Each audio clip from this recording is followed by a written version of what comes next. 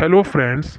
आज हम इस वीडियो में आपको डिस्कस करेंगे वो इम्पोर्टेंट गाइडलाइंस जो कि एमडीयू ने जारी की है यूजी कोर्सेज के फाइनल ईयर के ऑनलाइन एग्ज़ाम्स के लिए। ऑफलाइन एग्ज़ाम्स के लिए कुछ पॉइंट्स थे गाइडलाइंस के, लेकिन आज ऑनलाइन एग्ज़ाम्स वालों के लिए काफ़ी इंपॉर्टेंट गाइडलाइंस आई है। इसमें कई पॉइंट्स हैं।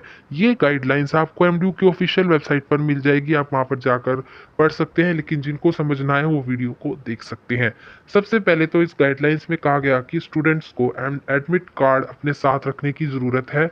एडमिट कार्ड सबसे पहले उनको कैमरे के आगे दिखाना पड़ेगा, जिससे उनका आगे टेस्ट स्टार्ट हो सकेगा, क्योंकि स्टूडेंट्स की वेरिफिकेशन करना बहुत ज़रूरी है कि जो स्टूडेंट पेपर दे रहा है वो है क्या और कोई है। और स्टूडेंट को ये इंश्योर करना चाहिए कि उनके पास लैपटॉप है या एंड्रॉयड फ़ोन है, ये उनको बताना होगा और उसी के आधार पर उन्हें अपना एग्ज़ाम देना होगा। अगर स्टूडेंट एंड्रॉयड फ़ोन में या आईओएस बेस्ड स्मार्टफोन्स में अपना एग्ज़ाम देता है तो उनको एक hire me online assessment platform app को डाउनलोड करना होगा। प्ले स्टोर से हायर मी ऐप उनको आसानी से मिल जाएगी, वहाँ से उनको डाउनलोड करना पड़ेगा और स्मार्टफोन में ही वो सिर्फ डाउनलोड होगी। जो पीसी में देंगे, जो डेस्कटॉप स्क्रीन पर देंगे अपना एग्ज़ाम्स, उनके लिए सिंपल लिंक आएगा उनके मेल पर, वहीं पे क्लिक करके वो सीधा टेस्ट पर पहुंच जाएंगे। लेकिन अगर वो लिंक को फ़ोन में खोलने की कोशिश करेंगे तो वो लिंक नहीं खुलेगा। वो वेब ब्राउज़र जो है उस किसी भी वेब ब्राउज़र पर फ़ोन में नहीं खुल पाएगा और वो अपना एग्ज़ाम नहीं दे पाएंगे। इसलिए स्टूडेंट्स को hire me online assessment platform app को प्ले स्टोर से डाउनलोड करना होगा। ये एक ऑनलाइन असेसमेंट प्लेटफॉर्म है हायर मी, इस ऐप को तुम्हें डाउनलोड करना होगा स्टूडेंट्स। और स्टूडेंट्स को ज़रूरत इस चीज़ की है कि जो भी वो डिवाइस यूज़ कर रहे हैं उसका फ्रंट कैमरा वर्किंग होना चाहिए। किसी भी बिना कैमरे के उनका एग्ज़ाम स्टार्ट नहीं हो पाएगा। अगर कैमरा ही नहीं होगा उनका एग्ज़ाम भी स्टार्ट नहीं होगा। और स्टूडेंट्स को रिक्वायर है कि अगर वो एंड्रॉयड फ़ोन में हायर मी ऐप का यूज़ करके अपना पेपर दे रहे हैं तो उनको सारी की सारी परमिशंस को अलो करना होगा। हो सकता है कि जो एग्ज़ाम ले रहा है वो हमारा बैक कैमरा भी ऑन करके देख ले, क्योंकि उनके पास ये परमिशन होगी तो वो ऐसा आसानी से कर पाएंगे। तो इसलिए स्टूडेंट्स को सारी परमिशंस को अलो ज़रूर करना पड़ेगा। और स्टूडेंट्स जो ऑनलाइन एग्ज़ाम देंगे, जो लैपटॉप या डेस्कटॉप पर, उनको तो सिर्फ एक ही लिंक आएगा और उनको भी अपने कैमरे की परमिशन उस लिंक के थ्रू देनी होगी। जैसे वो लिंक को ओपन करेंगे तो वो भी ये परमिशन मांगेगा और स्टूडेंट्स को अलो करना होगा। एग्ज़ाम के तौर पर स्टूडेंट क्वेश्चन को अटैम्प्ट कर सकेंगे आसानी से, और किस तरह से उनको क्वेश्चन अटैम्प्ट करने हैं वो सारी की सारी जानकारी उनके फ्रंट पर ही उनको दिख जाएगी। जैसे ही वो अपनी ऐप खोलेंगे, अगर फ़ोन में दे रहे हैं तो जो उनको आंसर किस किस तरह से देने हैं उसकी सारी इन्फॉर्मेशन उनको स्क्रीन पर मिल जाएगी कि आपको कितने क्वेश्चन दे रखे हैं, कितने आंसर आपको अटेम्प्ट करने हैं, जैसे कि हमें आम क्वेश्चन पेपर में दी जाती है। ठीक है फ्रेंड्स, आगे कह रखा है कि जो क्वेश्चन बुकलेट है अलोंग आंसर की will be got uploaded on the university website after the conduct of examination. In case is any discrepancy in the question answer key, the same may be brought to the notice of the controller of the examination in writing through email within 24 hours of uploading the same on the university website. Thereafter, no complaint in any case will be considered. इसमें ये कह रखा है कि जो question booklet है answer के साथ अपलोड कर दी जाएगी यूनिवर्सिटी वेबसाइट पर। मतलब अगर एग्ज़ाम हमारा हो जाता है, एग्ज़ाम होने के बाद उसकी आंसर की क्वेश्चन पेपर के साथ ही यूनिवर्सिटी की वेबसाइट पर अपलोड कर दी जाएगी। अगर स्टूडेंट को लगता है कि इस क्वेश्चन का आंसर उन्होंने वहाँ पर गलत कर दिया है और स्टूडेंट्स ने कुछ और आंसर दिया है जो कि ठीक है, कि मतलब ज़्यादा मेजोरिटी है, तो वो उनके पास 24 घंटे हैं इस चीज़ के खिलाफ एक्शन लेने के लिए। वो उन्हें बता सकते हैं कि ये चीज़ गलत है, इस चीज़ को ठीक करें। अगर 24 घंटे के बाद अगर उन्होंने कुछ ऐसा नहीं किया तो फिर कुछ भी नहीं किया सकता, कोई कंप्लेंट दर्ज नहीं की जाएगी कि ये हमारा क्वेश्चन ठीक है, उन्होंने अपलोड जो कर रखा है आंसर वो गलत है। तो उनके पास 24 घंटे हैं अपने आंसर ध्यान से पढ़कर सही करवाने के। ये नहीं है कि अगर स्टूडेंट गलत आंसर देगा वहाँ ठीक होगा, वो ठीक हो जाएगा, उसमें वही ठीक माना जाएगा जो कि सबके लिए ठीक है। मतलब जो टीचर्स को भी लगता है, स्टूडेंट को भी लगता है कि एमडीयू में जो आंसर की है उसमें एक क्वेश्चन का आंसर गलत दे रखा है तो सिर्फ हम उसे ही सही करवा सकते हैं। इस लाइन का मतलब ये था। और नेक्स्ट दे रखा है था link to open the online examination and the pin login credential will be send to email ID और mobile number given by students. जो भी स्टूडेंट को लिंक प्रोवाइड करवाया जाएगा एग्ज़ाम ओपन करने के लिए, वो उनके ईमेल आईडी पर या फ़ोन नंबर पर भेज दिया जाएगा। और जो पीसी में दे रहे हैं उनके लिए जो लिंक दे रखा है वो एक सिंपल लिंक दे रखा है, उस पर जाकर वो अपना एग्ज़ाम स्टार्ट कर सकते हैं।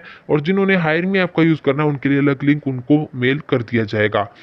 और फिर इस वेबसाइट पर उनको स्क्रीन भी दे रखी है कि इस तरह से उनकी स्क्रीन अपीयर होगी जब वो अपना एग्ज़ाम देंगे।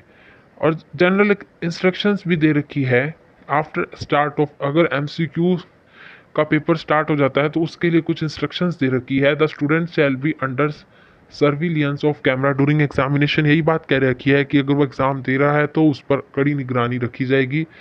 और there will be artificial intelligence based on image and window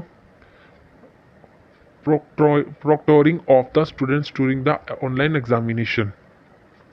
artificial intelligence all based on image window, वो सब कुछ जो है जो स्क्रीन पर हम उनके चल रहा है वो भी उनको सब कुछ दिखाई दे जाएगा कि ताकि कि स्टूडेंट्स है होम बटन दबा के किसी और जगह पर बिल्कुल भी नहीं जा सकते हैं।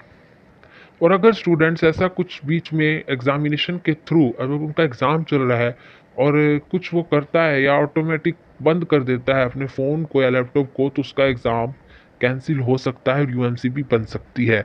अगर वो कैमरे को छोड़कर इधर उधर भी चला गया तब भी उसका एग्ज़ाम कैंसिल हो सकता है। और उनको सारी की सारी जो टर्न ऑफ जितनी भी पीछे एप्लीकेशंस चल रही है वो सब कुछ बंद करना पड़ेगा। स्टूडेंट को कोई भी एप्लीकेशन ऑन नहीं रखनी। और ये भी कह रखा है कि do not navigate away from the test window, it will be treated as malpractice. वो अपनी स्क्रीन से परे नहीं जा सकते, नहीं तो ये माना जाएगा कि वे चीटिंग कर रहे हैं।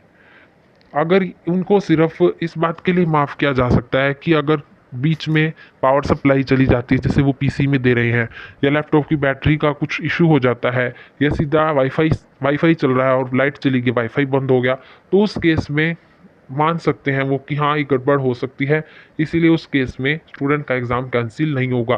भाई जिनको डर है कि उनका अगर नेटवर्क चला गया या लाइट चली गई या कुछ भी हो गया बैटरी का एक्शन, तो उस केस में स्टूडेंट को एक चांस दिया जाएगा वो एग्ज़ाम को कंटिन्यू करने का।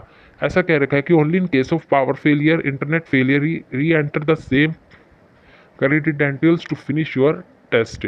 मतलब वही दोबारा से मतलब आगे से शुरू कर सकते हैं अपनी सारी डिटेल री एंटर करके, और फिर वो स्टार्ट वहीं से हो जाएगा जहाँ से स्टूडेंट का टेस्ट बंद हो गया था।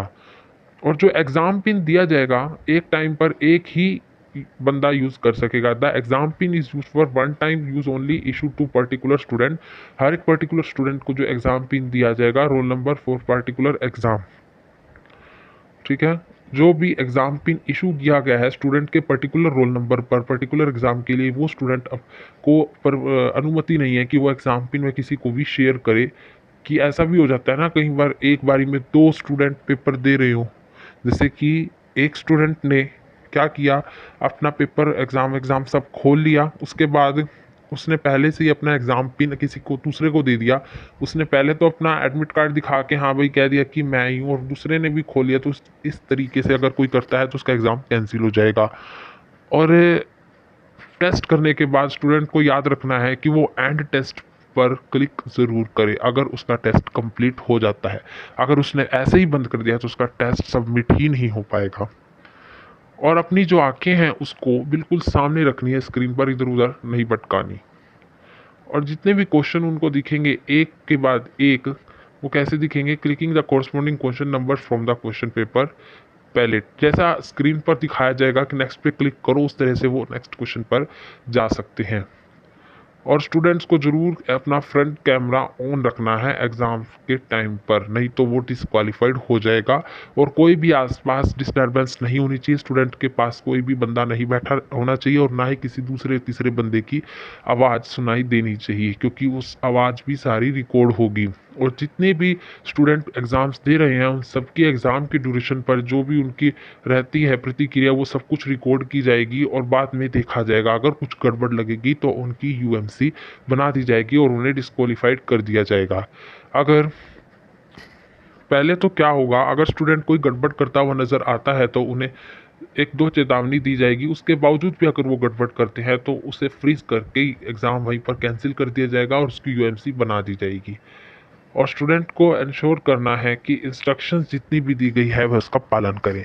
तो ये थी फ्रेंड्स इम्पोर्टेंट गाइडलाइंस जो कि ऑनलाइन एग्ज़ाम्स के लिए काफ़ी सारी दे रखी हैं और ये माननी ही पड़ेंगी। अगर ये नहीं मानेंगे तो हमें जो फाइनल ईयर के स्टूडेंट्स हैं उन्हीं को ही खतरा है, उनका एग्ज़ाम कैंसिल हो सकता है। और ये जो गाइडलाइंस है ये ऑफिशियल है, लेकिन आपको ये बता देते हैं कि इन गाइडलाइंस में ऐसा कुछ नहीं आया है कि स्टूडेंट्स के 4 सेट होंगे, मतलब पेपर के 4 सेट होंगे, एक पेपर के 4 सेट होंगे ABCD।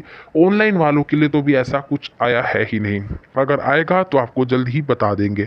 सो फ्रेंड्स, आपको ये वीडियो कैसा लगा कमेंट बॉक्स में लिखकर बताएं। अगर पसंद आया हो तो लाइक कर दीजिएगा और अगले वीडियो के लिए हमारे चैनल को सब्सक्राइब करें। Thank you. एक बार फिर मिलते हैं नई वीडियो में।